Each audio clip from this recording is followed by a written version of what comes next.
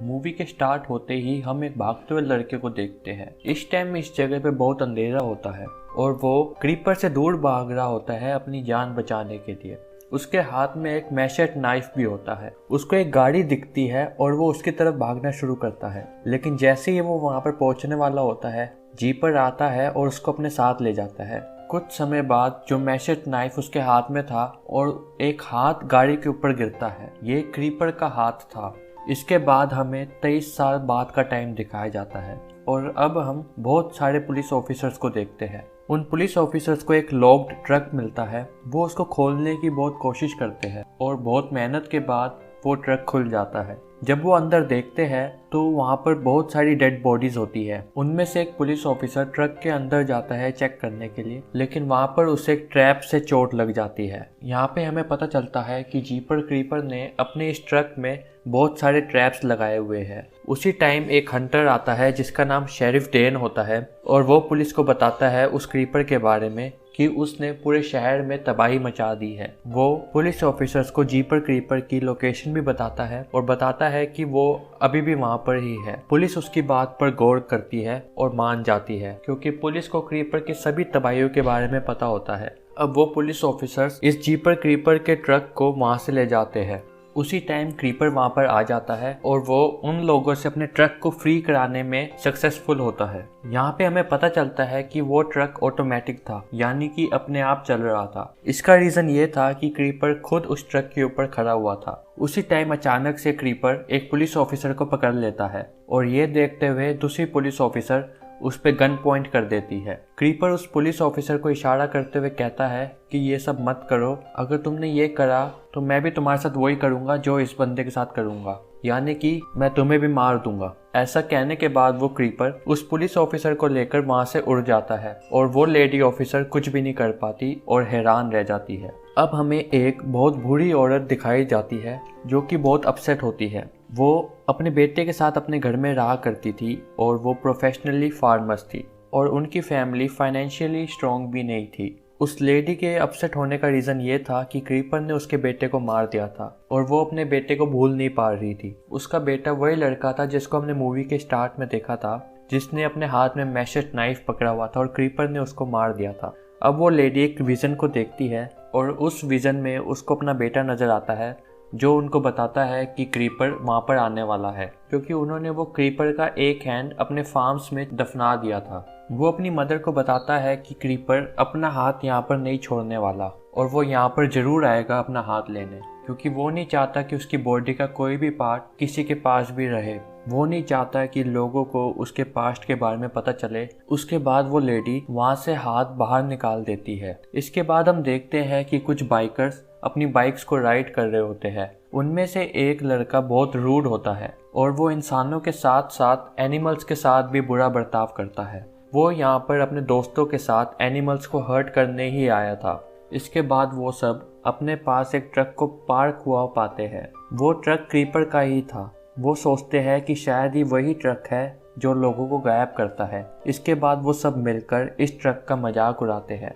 अब वो ट्रक के पास आते हैं और वो सोचते हैं कि उन्हें यहाँ पर कोई नहीं देख रहा, तो उन्हें इस ट्रक को चेक करना चाहिए। उनमें से एक लड़का एक पत्थर को उठाता है और ट्रक की तरफ फेंकता है, लेकिन वो पत्थर ट्रक को टच करते ही उसकी तरफ दोबारा आता है और उस लड़के को इंजर्ड कर देता है। अब एकदम से उस ट्रक का दरवाज़ा खुलता है और जब वो लड़के वहाँ जाकर देखते हैं तो उसके अंदर बहुत सारी डेड बॉडीज होती है। वो सभी इस डेड बॉडीज को देखकर डर जाते हैं और वहाँ से भाग पड़ते हैं। तभी ट्रक में से एक स्पीयर निकलता है और उस रूड बॉय की टांग में जाकर घुस जाता है। वो उसको बाहर निकालने की बहुत कोशिश करते हैं, लेकिन वो स्पीयर उस लड़के को ट्रक की तरफ धीरे धीरे खींच रहा होता है। ये देखते हुए वो हेल्प के लिए चिल्लाता है और अपने दोस्तों से रिक्वेस्ट करता है कि उसको यहाँ पर अकेला ना छोड़ के जाए। फिर उनमें से उनका एक दोस्त बाइक लेकर वहाँ से भाग जाता है और देखते ही देखते क्रीपर भी वहाँ पर आ जाता है। क्रीपर को देखकर बाकी के दोनों दोस्त भी वहाँ से भागने लगते हैं। तभी क्रीपर एक स्पीयर उनकी तरफ फेंकता है और उन दोनों को भी मार देता है। अब वो लड़का जो कि बाइक लेकर भागा था, क्रीपर उसको भी पकड़कर उड़ जाता है। फिर हमें दिखाया जाता है कि वो लेडी दिखाई जाती है जो कि ये चेक करना चाहती होती है कि वो हैंड अभी भी जिंदा है कि नहीं। जैसे ही वो उस हैंड को छूती है, वो हैंड उसके हैंड को पकड़ लेता है और उस लेडी के साथ बहुत ही अजीबोगरीब चीज होने लग जाती है।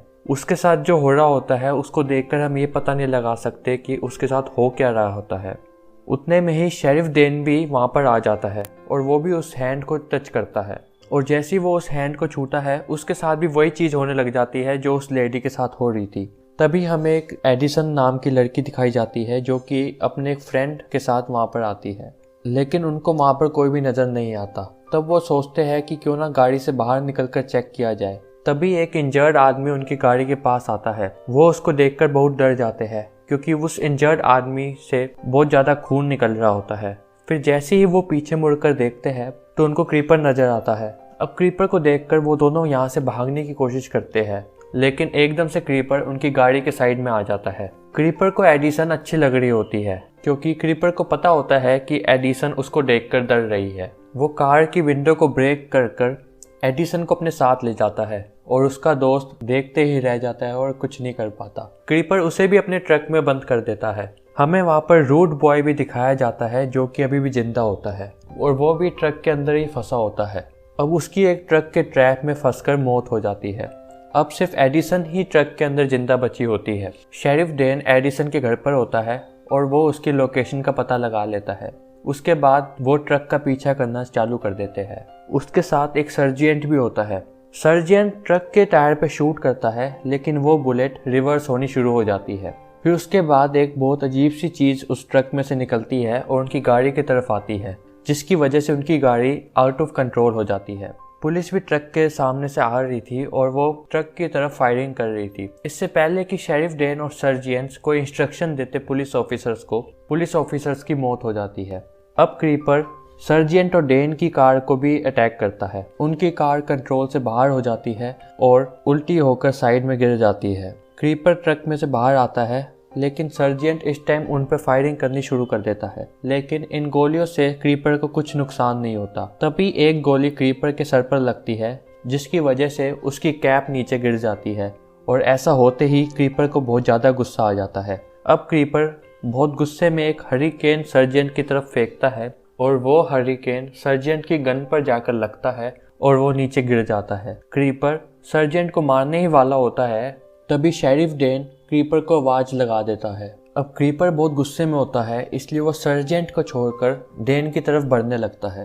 तभी शेरिफ एक पास में खड़ी गाड़ी पर चढ़ जाता है जिसपे गन मशीन भी फिक्स थी। क्रीपर शेरिफ पर अटैक करने लगता है, तभी गन मशीन भी स्टार्ट हो जाती है और शेरिफ क्रीपर पर अटैक करने लग जाता है। इन गोलियों से क्रीपर को ज़्यादा इंजरी नहीं पहुंचती, लेकिन बहुत छोटी मोटी चोट लगती है। क्रीपर अब शेरिफ डेन को मार देता है। अब वहाँ पर सर्जिएंट जिंदा था और क्रीपर भी उसको बिना कुछ नुकसान पहुंचाए चले जाता है। अब हमें क्रीपर का ट्रक दिखाया जाता है जहाँ पर एडिसन थी। एडिसन अपने आप को डेड बॉडीज में छिपाने की कोशिश करती है। उसको लगता है कि ऐसा कर कर क्रीपर उसको नहीं पहचान पाएगा, लेकिन वो गलत थी। क्रीपर उसको ढूंढ लेता है। अब क्रीपर उसको मारने की कोशिश करता है, लेकिन वो भी अपने आप को बचाने की पूरी कोशिश करती है। उसी दौरान वहाँ से ट्रैप निकलता है और क्रीपर के सर के आर पार हो जाता है, जिसकी वजह से उसकी एक आँख भी बाहर आ जाती है। मौके का फ़ायदा उठाते हुए वो अपनी जान बचाने के लिए ट्रक से बाहर निकल जाती है। इससे पहले कि ट्रक का दरवाज़ा बंद होता, जी पर क्रीपर भी वहाँ से निकल जाता है और उसका पीछा करने लग जाता है। वो उड़ नहीं पाता क्योंकि जब शेरिफ डेन उस पर अटैक कर रहा था तो उसका एक विंग भी इंजर्ड हो गया था, जिसकी वजह से अब वो उड़ नहीं पा रहा था। तभी वो ट्रक में से एक स्पीयर को निकालता है। अब क्योंकि उसकी एक आँख भी बाहर आ गई थी, इसलिए वो ठीक से निशाना भी नहीं लगा पाता और एडिसन वहाँ से भाग जाती है अपनी जान बचाने के लिए, और क्रीपर भी उसके पीछे पीछे भागता है एक एक्स लेकर। तभी हम देखते हैं कि क्रीपर के पीछे से एक बहुत ब्राइट लाइट आ रही होती है।